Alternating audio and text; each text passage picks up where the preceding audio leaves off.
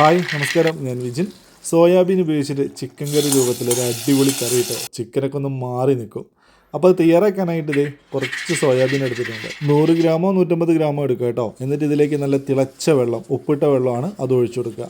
എന്നിട്ട് ഇതൊന്ന് കുതിരാൻ വേണ്ടിയിട്ട് വെയിറ്റ് ചെയ്യുക. കുതിർന്ന് കഴിഞ്ഞാൽ ഇതിലെ വെള്ളമൊക്കെ നല്ലപോലെ ഞെക്കി പിഴിഞ്ഞ് കളഞ്ഞിട്ട് ഒന്ന് മാറ്റി വെക്കുക കേട്ടോ.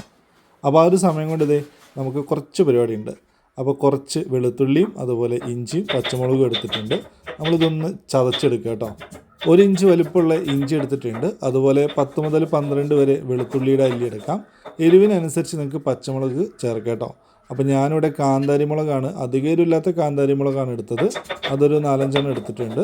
അപ്പോൾ ഇനി ഇതെല്ലാം കൂടിയും ചേർത്തിട്ട് ഒന്ന് ചതച്ചെടുക്കുക, അല്ലെങ്കിൽ ഇതുപോലൊന്ന് അരച്ചെടുക്കുക.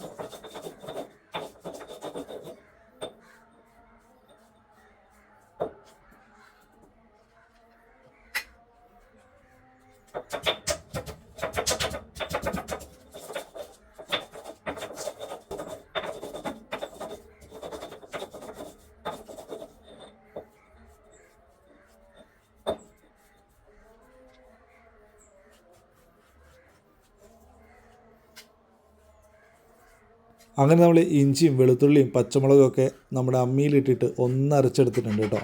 അപ്പോൾ അമ്മി ഇല്ലെങ്കിൽ ഒരു മിക്സി ആയാലും മതി. അപ്പോൾ ദേ ഇങ്ങനെ കിട്ടിയിട്ടുണ്ട്. അപ്പോൾ ഇതൊന്ന് മാറ്റി വെക്കുക. ഇനി നമുക്കൊരു ചട്ടി വെച്ചെടുക്കാം കേട്ടോ. ചട്ടി ചൂടാകുമ്പോൾ ഇതിലേക്ക് ഒരു 2 ടേബിൾ സ്പൂൺ വെളിച്ചെണ്ണ ഒഴിച്ചെടുക്കാം. 2 മീഡിയം സൈസ് വലിപ്പമുള്ള സവാള ഇതുപോലെ അരിഞ്ഞിട്ട് ചേർക്കാം. ഇതിലേക്ക് ഒരു 1/2 ടീസ്പൂൺ ഉപ്പും ചേർത്തിട്ട് ഇത് നല്ലപോലെ ഒന്ന് വഴറ്റിയെടുക്കാം കേട്ടോ. നല്ല ഈ ട്രാൻസ്പെറൻ്റ് ആവുന്ന രീതിയിൽ വേണം വഴറ്റിയെടുക്കാൻ വേണ്ടിയിട്ട്. സവാള അതേ നല്ലപോലെ വഴന്നു വന്നിട്ടുണ്ട്. ഇതിലേക്ക് നമ്മൾ നേരത്തെ അരച്ചെടുത്ത് ഇഞ്ചി വെളുത്തുള്ളി പച്ചമുളക് അതും കൂടി ചേർത്ത് കൊടുക്കുക. എന്നിട്ട് ഇതിൻ്റെയൊക്കെ ഒരു പച്ച മണമല്ലേ, പച്ച ചുവ, അത് മാറുന്നവരെ ഒന്ന് വഴറ്റിയെടുക്കുക. ഇതൊക്കെ നല്ലപോലെ മൂപ്പിച്ചെടുത്താലേ ഉള്ളൂ ആ ഒരു പച്ച ചുവയൊക്കെ ഒന്ന് മാറി കിട്ടുള്ളൂ കേട്ടോ. ഇനി കുറച്ച് കറിവേപ്പിലയും കൂടി ഇട്ടിട്ട് വീണ്ടും ഒന്ന് വഴറ്റിയെടുക്കുക. അപ്പോൾ ഇത്രയും ആയാൽ ഇനി പൊടികൾ ചേർക്കാം. 1/2 ടീസ്പൂണ് മഞ്ഞൾപ്പൊടി, 1/2 ടീസ്പൂണ് കാശ്മീരി മുളക് പൊടി, 1/2 ടീസ്പൂണ് മല്ലിപ്പൊടി ചേർക്കുക, 1/2 ടീസ്പൂണ് ചിക്കൻ മസാല ചേർക്കുക. അതുപോലെ തന്നെ ഒരു 1/2 ടീസ്പൂണ് ഗരം മസാലയും ചേർക്കുക. ഇനി ഈ പൊടികളുടെയൊക്കെ ഒരു പച്ച മണക്കം മാറി പൊടികളൊക്കെ നല്ലപോലെ ഒന്ന് മൂപ്പിച്ചെടുക്കുക.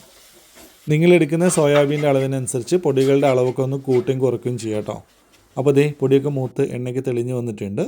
ഈ ഒരു പാകമാകുമ്പം ഒരു തക്കാളിയുടെ പകുതി കേട്ടോ, നല്ല പഴുത്തതെടുക്കുക. ഇതുപോലെ കട്ട് ചെയ്തിട്ട് ഒന്ന് വഴറ്റിയെടുക്കുക.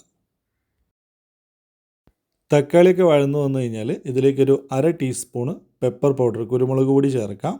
1 ടീസ്പൂൺ ഉപ്പും കൂടി ചേർക്കുന്നുണ്ട്. എന്നിട്ട് നല്ലപോലെ ഒന്ന് വഴറ്റിയെടുക്കുക. ഇനി നമുക്കിതിലേക്ക് സോയാബീൻ ചേർക്കാം. നമ്മൾ കഴുകി വൃത്തിയാക്കി വെള്ളമൊക്കെ പിഴിഞ്ഞെടുത്ത സോയാബീനാണ്. അത് ഇതിലേക്ക് ചേർത്തിട്ട് നല്ലപോലെ ഒന്ന് മിക്സ് ചെയ്യുക.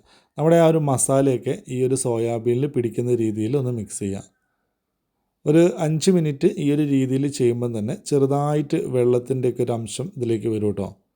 കണ്ടില്ലേ, ഈ ഒരു പാകത്തിൽ വരും. ഇനി നമുക്ക് ഗ്രേവി എത്ര വേണോ അതിനനുസരിച്ചുള്ള വെള്ളം ഒഴിച്ച് കൊടുക്കാം. വെള്ളം ഒഴിക്കുന്ന സമയത്ത് ചൂടുവെള്ളം എടുക്കുക കേട്ടോ. അപ്പോൾ ഞാനിവിടെ ടോട്ടൽ ഇപ്പോൾ ഒരു 3/4 കപ്പ് വെള്ളം ഒഴിച്ചിട്ടുണ്ട്. അത്ര മതിയാവും. ഒരുപാട് വെള്ളം കൂടി പോകാനും പാടില്ല. ഇനി നമ്മളിത് അടച്ച് വെച്ചിട്ട് നല്ല പോലെ വെട്ടി തിളപ്പിച്ച് ഒന്ന് വേവിച്ചെടുക്കുക കേട്ടോ. അപ്പോൾ ഇതൊന്ന് കുറുകി നല്ല കട്ടിയോട് കൂടിയിട്ട് വരും. ഇപ്പോൾ ദേ നമ്മളുടെ ഗ്രേവിയൊക്കെ നല്ല പോലെ തിളച്ച് എണ്ണയൊക്കെ ദേ മുകളിൽ തെളിഞ്ഞ് വന്നിട്ടുണ്ട് കേട്ടോ. അപ്പോൾ ഇടയ്ക്കൊക്കെ തുറന്ന് നോക്കിയിട്ട് ഇളക്കി കൊടുക്കണം. വെള്ളം ഒരുപാട് വറ്റിപ്പോവാണെങ്കിൽ വെള്ളം ഒഴിച്ചു കൊടുക്കാൻ മറക്കരുത്. ഇപ്പോൾ നമുക്ക് പാകത്തിന് വെള്ളം കിട്ടിയിട്ടുണ്ട് കേട്ടോ. നമ്മൾ ചട്ടിയിൽ വെച്ചത് കാരണം ഇപ്പം തന്നെ ഫ്ലെയിം ഓഫ് ചെയ്യുന്നതാവും നല്ലത്.